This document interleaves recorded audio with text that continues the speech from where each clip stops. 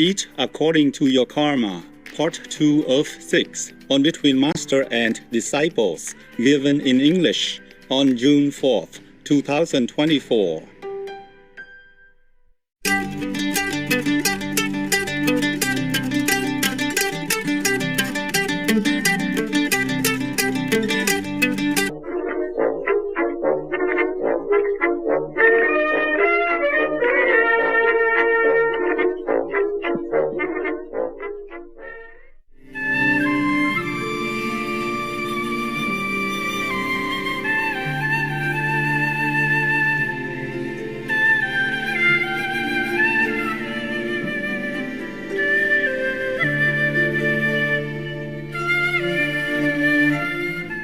Whatever harm you can avoid doing to others, that is very helpful to you. It will bring you merit, it will clean your karma. But that is not the way for ultimate liberation or Buddhahood, or going home to God, or being one with God. Life after life, we take and give from different beings in our many lifetimes.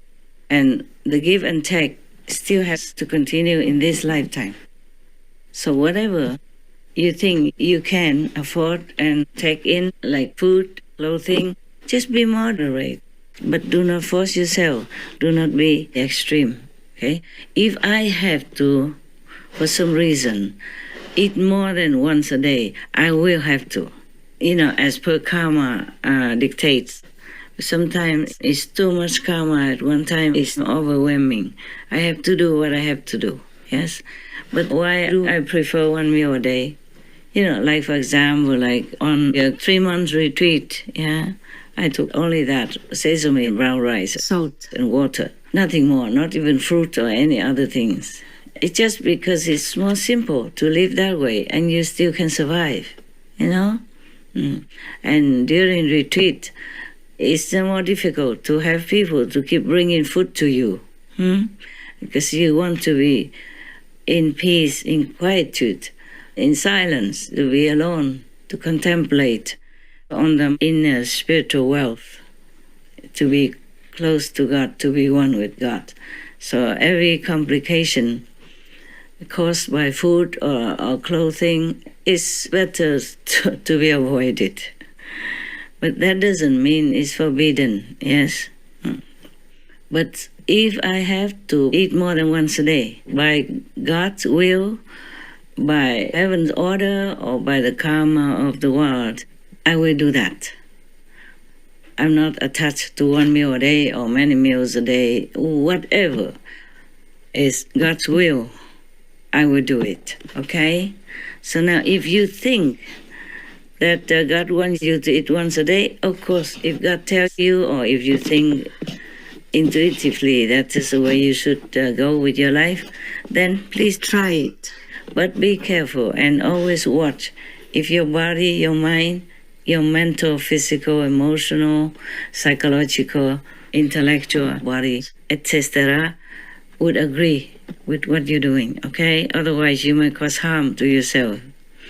Some people also go into the extreme, like becoming a breatharian, with or without guru.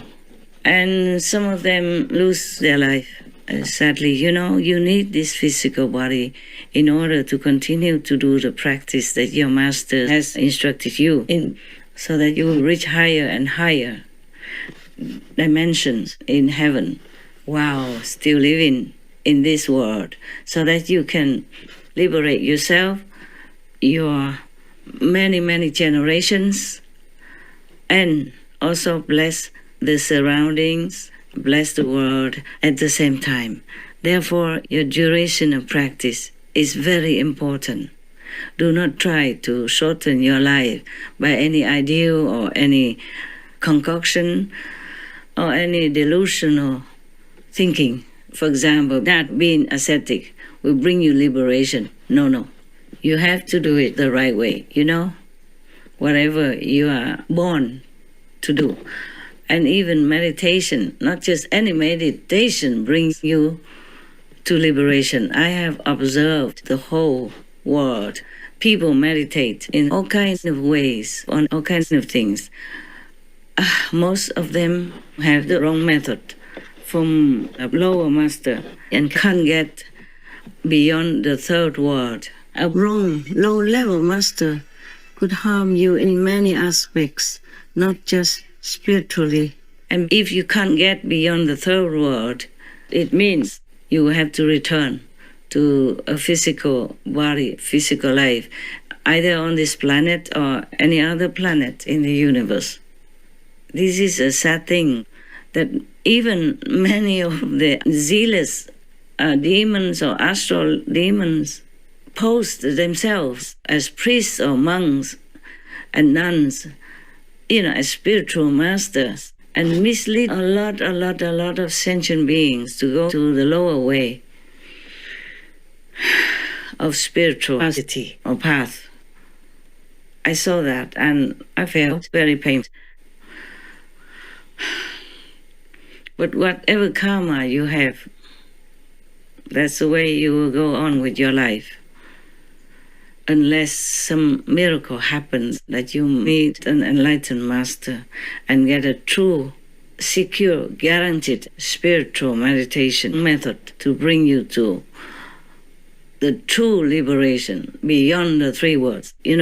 We could say the fourth world, actually, when including the human world. The human world, the astral world, the causal world, and the Brahma world, all these worlds will be destroyed one day or another.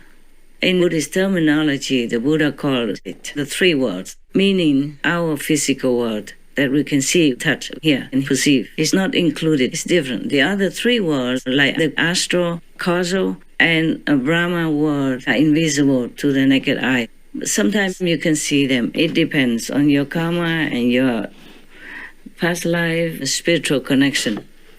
But most people don't see these three worlds. These are the three worlds you have to pass beyond in order to be liberated. That means you don't ever come back to this physical world or any other physical world anywhere. Either becoming a human, animal, a tree, plant, anything again, or even a demon, ghost, or hell being. So if you want to really be away from suffering forever, yes, and go to a higher dimension, enjoying bliss, happiness, and true liberation, then you have to go beyond the three invisible worlds, from the astral to the Brahma world.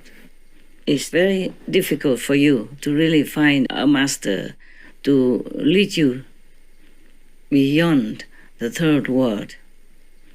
If you find such a master and your level is still too low, for example, that you can reach only the third world, not beyond it, it doesn't matter. If your master is truly enlightened and a true powerful master, then she can still continue to bless you and teach you until you live above the three destructible worlds.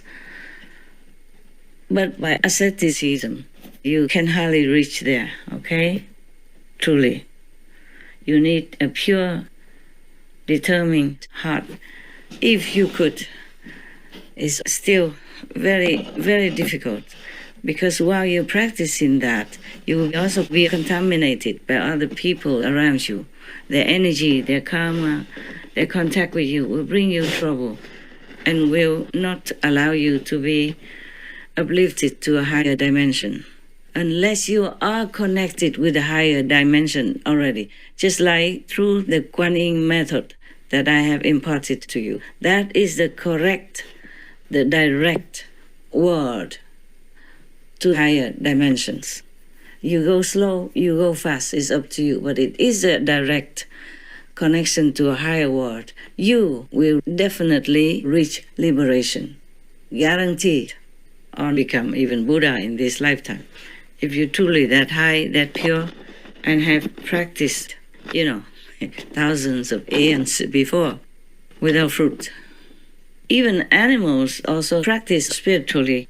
Some snake people also meditate, they practice very well, very diligently, and then they can become human, or they can make themselves appear as humans for short term or forever.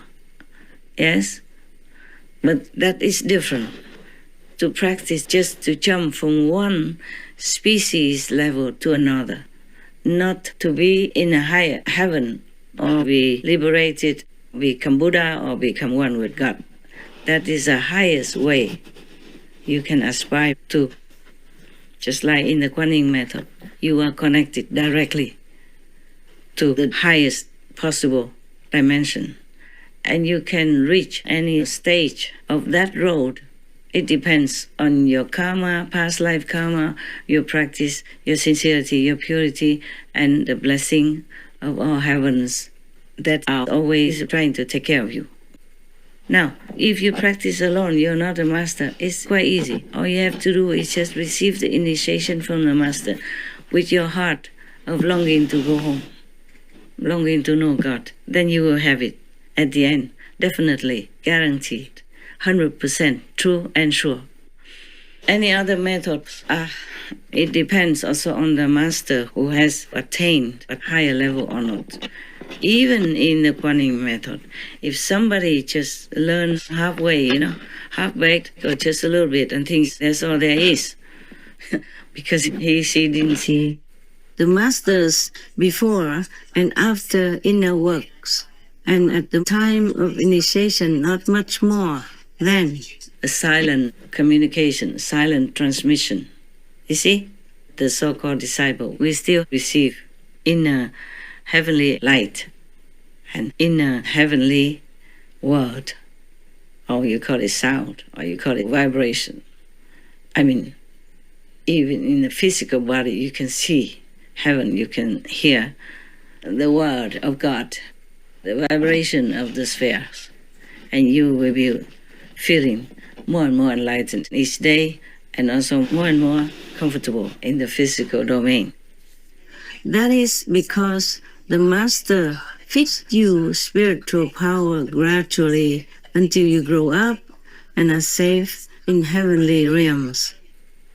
So do not try to rely only on asceticism in order to reach your goal. No, if you are practicing the Kuan method, you don't need that.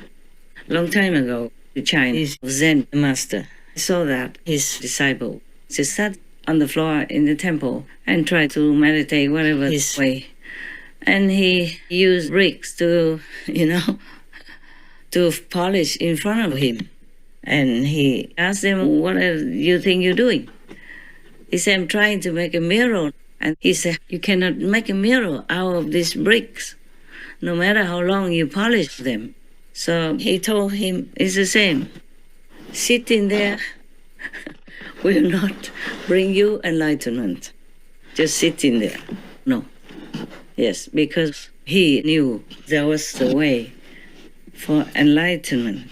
The path of enlightenment, you have to walk on that path. Otherwise, you're not going anywhere that you want. Yes. Or it takes many thousands of years or many eons until you find the right path. You just run around in a circle, in a labyrinth, This is difficult to tell outside people if they don't have the experiences inside the way you do. So I'm just talking to you, actually, just to remind you of things, okay?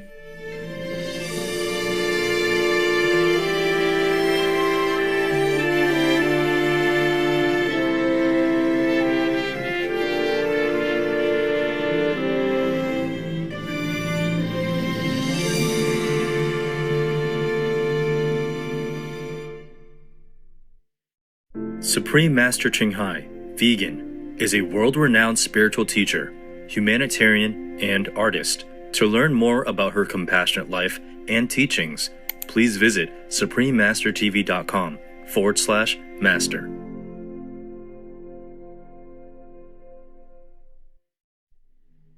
Vegan, cause heaven is watching our deeds.